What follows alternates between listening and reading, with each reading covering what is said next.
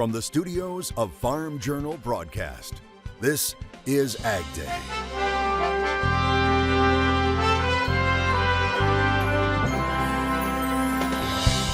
Raising rabbits. I think that more people that found out about it would definitely enjoy it. We'll look at this hands-on learning experience for 4-H'ers in Louisiana. As CattleCon 2024 gets underway, the industry gets an important snapshot about the size of the herd. I'm Michelle Rook at CattleCon 24, where there's great news about beef demand in the new year. The potential impact of those numbers here at home and overseas. While the Federal Reserve makes an important announcement about interest rates.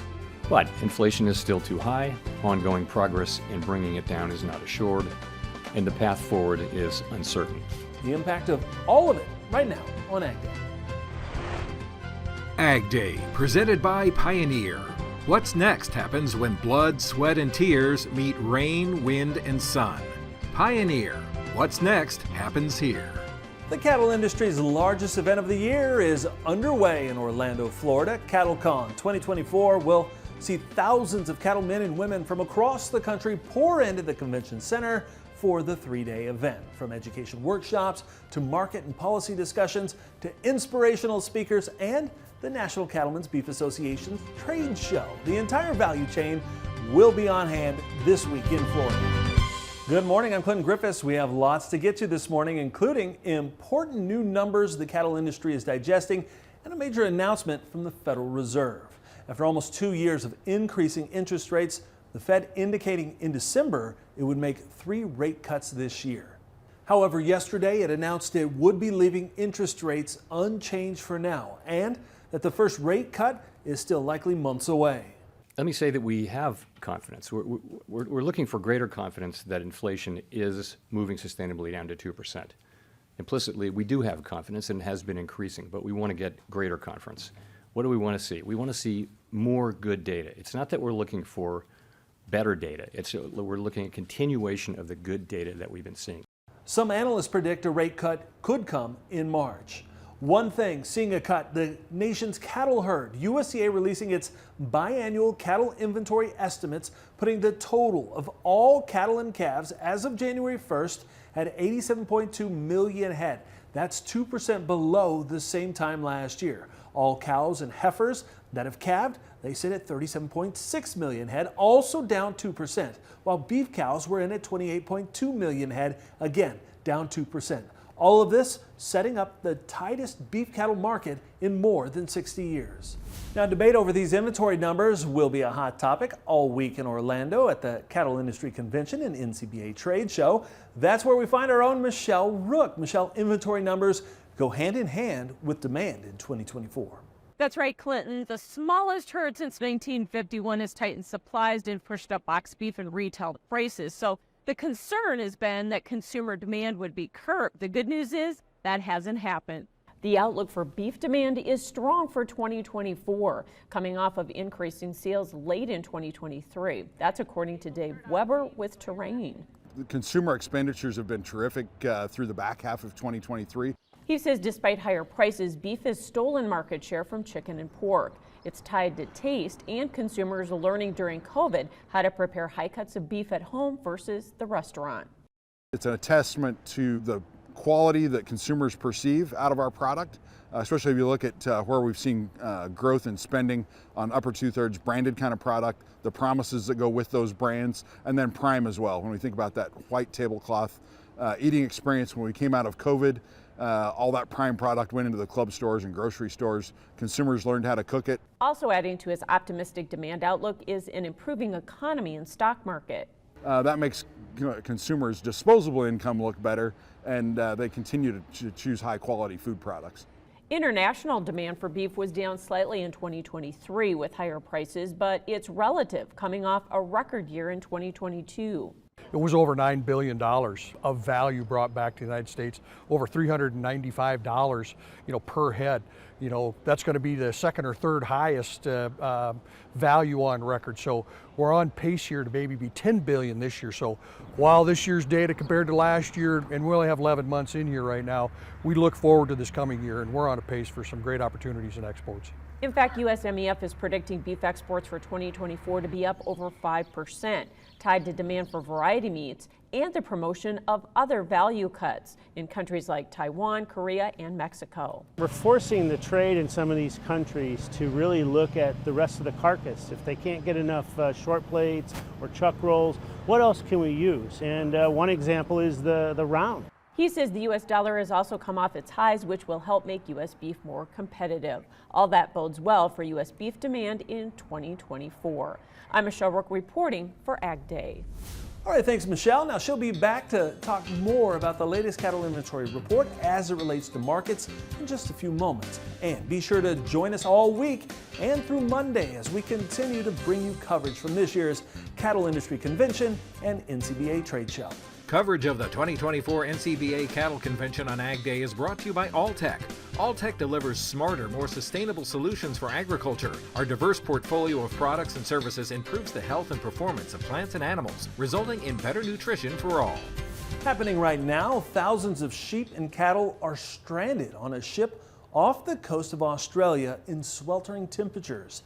The ship left from Western Australia on January 5th, bound for Jordan, but 15 days into its trip, the vessel was diverted away from the Red Sea due to security concerns amid growing tensions in the Middle East. It returned to Australian waters and remains stranded near the coastal town of Hillary's. The area is going through a heat wave with temperatures pushing past 100 degrees this week. Authorities are working with veterinarians and the exporter to determine next steps. The more than 14,000 sheep and 2,000 cattle are believed to be worth more than $2 million Australian dollars. That atmospheric river that we told you about is now slamming California, bringing heavy rain and snow while temperatures are rising in the Midwest. Meteorologist Matt Engelbrecht joins us with more on this wild start to February. Matt. We're at that time now. We're starting to set up that new pattern in and across the United States. Ridge of high pressure building in and across the Dakotas, the plains in the next couple of days before a low pressure system works from the west to east. And as we've been talking about all week long, what's going on the west coast back behind me here Thursday night and into Friday. Torrential downpours with feet of snowfall, easily feet of snowfall in some of the higher terrain. Now look how far south this trough digs. The farther south it digs, the more likely we'll see this scoot underneath the ridge of high pressure. And this is something that's been very consistent the last couple of days. So this is Friday at 10 p.m. See this line go way up here towards the north, and then this circle at the surface, you got a low pressure system. It doesn't work to the northeast or follow up and over. It actually cuts under, which gives us a very different kind of look to where that rain is going to fall Sunday and into Monday morning. Again, with that high pressure staying in place over portions of the Midwest. Go ahead and take a look at your screen here. And how about this? Anchorage, Alaska, seeing just a bit of snow these days. The latest storm dropping nearly 17 more inches of snow in the area, putting the seasonal total past 100 inches. It's the earliest Anchorage has reached that mark. National Weather Service measuring more than 37 inches on the ground, saying they are running out of room on their measuring stick. We'll talk more about your forecast in just a bit. Farmer protests continue in France, where producers blasted their tractor horns as they went head-to-head with French police tanks. Now, they did it while blocking the A1, a key roadway in France. Meanwhile, happening today, French President Emmanuel Macron is expected to meet with the president of the European Commission to discuss these ongoing protests. Melissa Bell has this report filed near Paris. And what we've seen since yesterday are these farmers who'd been spreading their discontent fairly widely across France, blockading roads with their tractors elsewhere around the country, dumping manure outside of local stores, setting tires and waste to light to try and draw attention to their anger. It had begun in the south of France more than a week ago, and it's now moved progressively closer to Paris. And we're now just on the outskirts of Paris. Their plan is to stay until they get what they want from the government. Now, what they're complaining about are a combination of higher production costs as a result of the EU subsidy system and government efforts to bring down food inflation for people, coupled with an extraordinary amount of red tape, they say, that makes it simply impossible for them to do their job. For instance, what French farmers say is that it takes them an entire day each week just to fill out the paperwork that they need in order to get their subsidies from the Common Agricultural Policy. So it's a number of different issues that they say have driven them to this, to trying to put a stranglehold around the French capital in order to bring it to a halt. It is a siege that they're threatening, but altogether, European-wide, farmers are feeling the brunt of European regulations that are making their jobs harder, European attempts to import cheap food, both grain and meat and milk, from outside the European Union, where they say the measures, the requests, the demands being made of farmers there are far less stringent. So there's an injustice, they say, at the heart of the system that they are no longer willing to tolerate. And they say, very much like you'll remember the yellow vest protests of a few years ago here in France, they were kicked off by that straw that broke the camel's back. It was a rise in fuel taxes. Similarly, the drop really here that caused all of this to explode here in France was the announcement that there would no longer be subsidies on the crucial diesel that many of these farmers use to run their farms. So all of this combined now, a major headache for the French government, and not only for European governments and for Brussels by the time they meet on Thursday, trying to figure out how they can bring this sort of disruption to an end. Cattle futures were mixed ahead of the inventory report. We'll talk about where markets go next coming up. And later, not all livestock is on hoof. We put a little hop in your day in the country.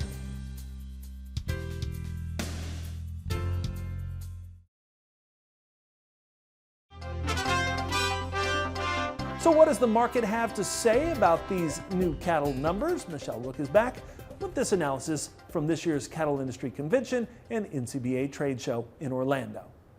Markets were mixed on Wednesday. Brad Koima with Koima Varlick is joining us. Brad, we did see a sell-off in the cattle market ahead of the semi-annual cattle inventory report, but that was a really bullish report, wasn't it? I didn't think there was a thing wrong with the report, Michelle. I was relieved that it came in at or maybe even a hair better than some of the guesses. This is a very, very small cow herd, smallest since the early 60s, I believe. And the calf crop, I believe it's the smallest since 1951. I apologize, I don't have all the data with me here down here, but very solid numbers. I think a little sell-off ahead of the report shouldn't be expected. Look at the big run-up that the feeder cattle had coming into the week. Yeah, and we haven't had some revisions of the 22 numbers, didn't we? Exactly. We shrunk those, the calf crop and the all cattle number even more. So when you're talking 2% less of even a smaller number, right? So, no, solid numbers. I think the market will receive it really well. So where do you think we go from here with prices then? How about $300 August feeders? So, you know, you always put me on the spot. Yeah, I barring something from a black swan event or some kind of demand crisis, I think the market can. I'm not sure we should have ever really got below 180, to be honest with you. You know, so let's get our cash market back in the low 180s. And go from there. And the feeder cattle, it's going to be tight. I think that feeder cattle market could get explosive. So the other thing that we have helping the cattle market is the corn market has pulled back. But if you grow corn, obviously we're right down at the contract lows. Are the funds going to keep selling here? I wished I knew. I think, you know, they got the third largest short position in history, I believe, right?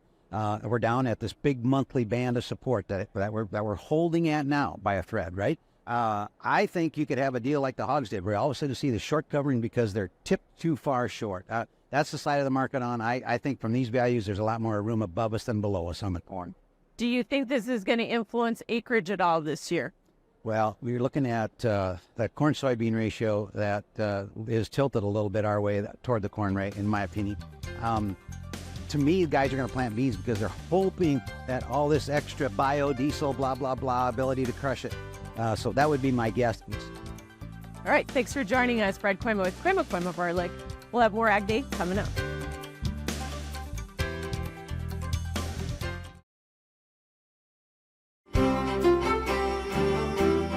I know this map hasn't changed all that much the last couple of days or going back to last week. What has changed is the date and also just how far the blue expands on the west coast. Still expecting above average temperature, so any precipitation that comes through, and it's not going to be much during this time period.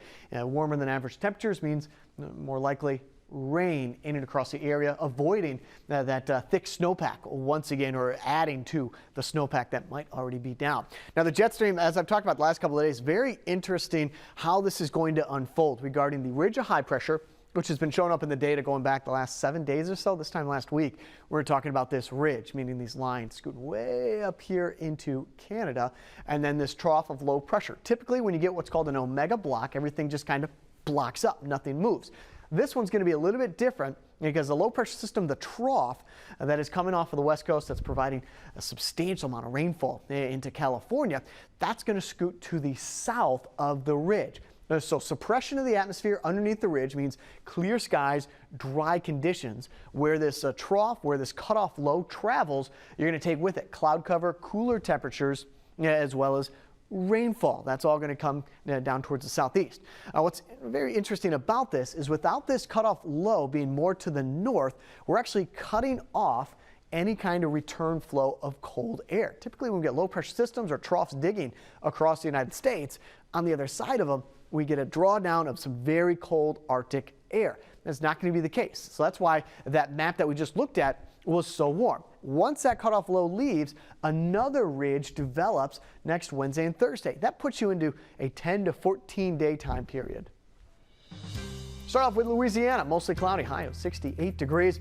How about Charles City, Iowa? We got some morning clouds, evening sun. In Tennessee, Crossville, mostly sunny, high around 53 degrees.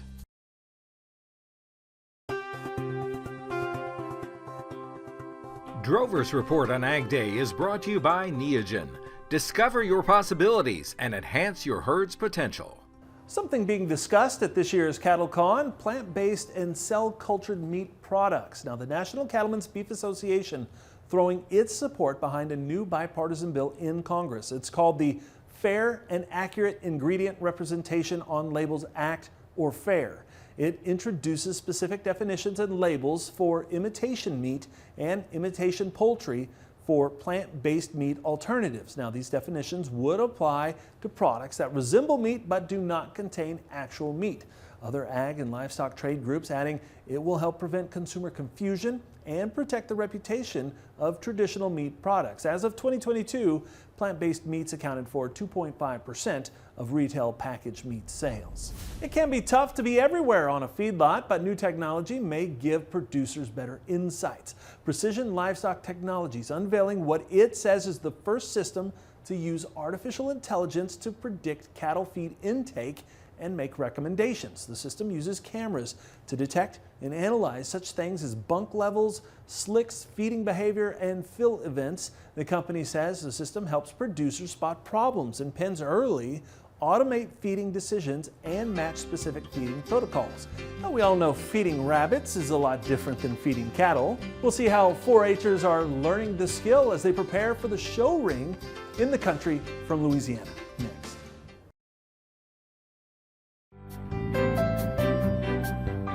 Raising rabbits is a passion for one Louisiana family. LSU Ag Center correspondent Craig Gautreaux has this report on the ups and downs that come with showing this particular animal. Tinley Trosclair loves rabbits a lot. She and her family have more than 70 of them, and Tinley has done a great job of raising some top quality bunnies. It's a hobby that she believes many people, including other 4-H'ers, could benefit from. I think that more people that found out about it would definitely enjoy it because it helps build great family bonding time and great friendships and great mentors, people that you can look up to. Having a championship quality animal is very rewarding, but Trosclair says she has learned some valuable lessons through losing. It taught me how to fail. I have had many failures, and as being a breeder in 4-H and in ARBA, it just taught me that I got to keep on going, keep on pushing, and it has really taught me great patience and great confidence in what I can do. While show day is what Trosclair is working toward, there's a lot of hard work to be done to get there. I do not enjoy filling up water bottles, but you got to keep all your rabbits healthy, and having a good, healthy, and clean rabbit and having a clean barn, and it just makes you feel better, and it makes you feel very confident in where you are in your breeding processes. Raising rabbits is a family affair, as Tinley's sister, Sailor, also shows. Being allergic to rabbit fur doesn't keep their mother from participating because she sees the benefits. The skills of communication, dedication, time management, this hobby alone has brought, I know for me, I could say as a mom, my children, the most growth. Both Trosclairs were rewarded for their hard work, and it's now on to the district and state shows. From the East Feliciana Parish Livestock Show, this is Craig Gautreaux reporting for the LSU Ag Center. All right, thanks, Craig. And that's all the time we have this morning. We're sure glad you tuned in. From all of us here at AgDay, including us. Have a good day.